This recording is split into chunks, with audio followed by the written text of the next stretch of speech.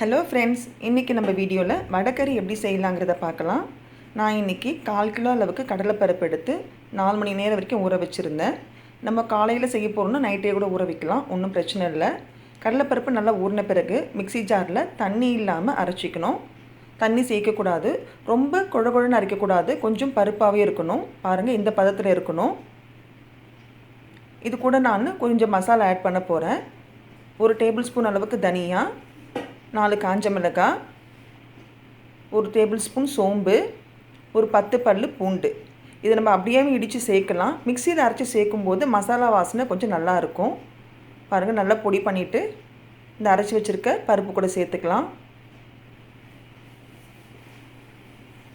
தேவையான அளவுக்கு உப்பு, பொடியாக நறுக்கி வச்சுருக்க பச்சை மிளகாய் ஒரு 4, கருவேப்பிலை கொஞ்சம், பொடியாக நறுக்கி வச்சுருக்க பெரிய வெங்காயம் ஒரு 2 எல்லாம் சேர்த்த பிறகு கையில் நாம் இந்த மாதிரி நல்லா பிசைஞ்சிக்கலாம். தனியா, சோம்பு, காஞ்ச மிளகாய், பூண்டு இதெல்லாம் மிக்சியில் சேர்த்து அரைக்கும் போது மசாலா நல்லாயிருக்கும். நமக்கு ஒரு வாட்டி இந்த மாதிரி ட்ரை பண்ணி பாருங்கள். நிறைய பேர் நம்ம வடகறிக்கும் சோம்பு அப்படியே தான் சேர்ப்போம். இப்படி அரைச்சி சேர்க்கும்போது ஃப்ளேவர் கொஞ்சம் நல்லாயிருக்கும். தண்ணி சேர்க்காமல் அரைக்கணும், அப்போ தான் நமக்கு இந்த பதத்தில் இருக்கும்.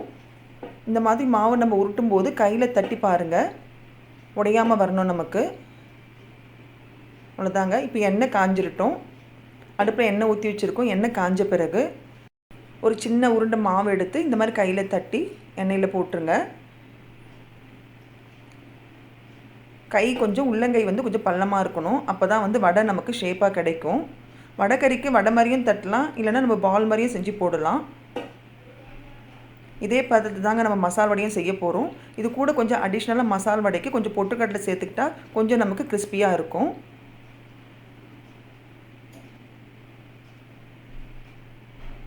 வடகறின்றதுனால நான் உருண்டியாக தான் சேர்த்துருக்கேன்.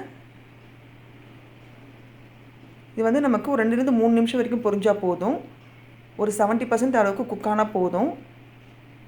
நம்ம வடைக்கணும் போது நல்லா ஃபுல்லாக கிறிஸ்பியாக ஃப்ரை ஆகணும். வடைக்கறிக்கணும் போது ஒரு 70% வரைக்கும் ஃப்ரை ஆனால் போதும். இது நல்லா ஆறின பிறகு நல்லா கையில் நம்ம உதிர்ச்சி எடுத்துக்கலாம். அடுத்து நாம் ஒரு கடாயில் ஒரு 4-5 டேபிள் ஸ்பூன் எண்ணெய் சேர்த்துக்குங்க.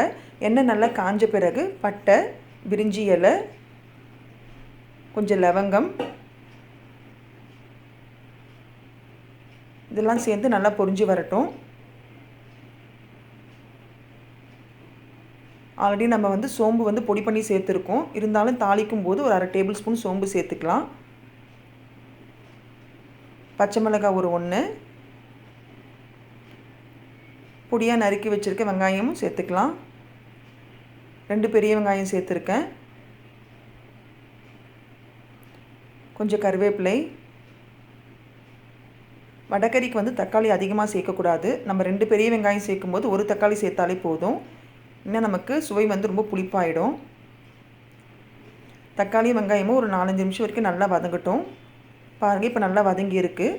இது கூட நாம் ஒரு 2 டேபிள் ஸ்பூன் அளவுக்கு மிளகாய் தனியாத்தூள் சேர்த்துக்கலாம். 1/2 டேபிள் ஸ்பூன் மஞ்சள் தூள், ஒரு 1/2 டேபிள் ஸ்பூன் சீரகத்தூள். ஆல்ரெடி நம்ம வடையில் உப்பு சேர்த்துருக்கோம், அதனால் பார்த்து தேவையான அளவுக்கு சேர்த்துக்குங்க. இது கூட நான் ஒரு 2 டம்ளர் அளவுக்கு தண்ணி சேர்க்குறேன். தண்ணி கொஞ்சம் கூடுதலாகவே சேர்க்கணும். நம்ம வடையோட குவான்டிட்டிக்கு ஏற்றாப்புல தான் தண்ணி சேர்க்கணும்.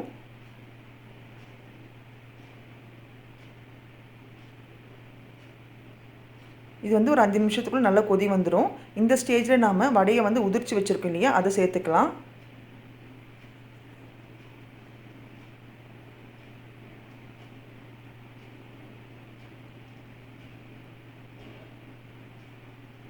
வடைக்கறி ரொம்ப தண்ணியாக இருந்தால் நல்லா இருக்காது, கொஞ்சம் திக்காக தான் இருக்கணும்.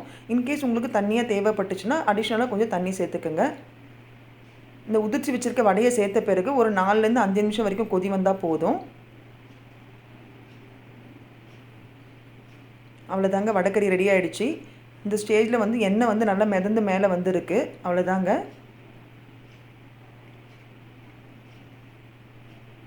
இந்த வடைக்கறி பார்த்திங்கன்னா இட்லி, தோசை, ஊத்தாப்பம் எல்லாத்துக்குமே நல்ல சைட் டிஷ்ஷாக இருக்கும். பொடியாக கட் பண்ணி வச்சுருக்க கொத்தமல்லி தழைகளை தூவி அடுப்பு அணைச்சிடுங்க. ரெஸ்டாரண்ட் ஸ்டைலில் நமக்கு வடைக்கறி ரெடி ஆகிடுச்சு. நீங்களும் இந்த வீடியோவை பார்த்து கண்டிப்பாக ட்ரை பண்ணி எனக்கு கமெண்ட் பண்ணுங்கள். இது வரைக்கும் நம்ம சேனலை சப்ஸ்கிரைப் பண்ணாதவங்க மறக்காமல் சப்ஸ்கிரைப் பண்ணி சப்போர்ட் பண்ணுங்கள். Thank you friends.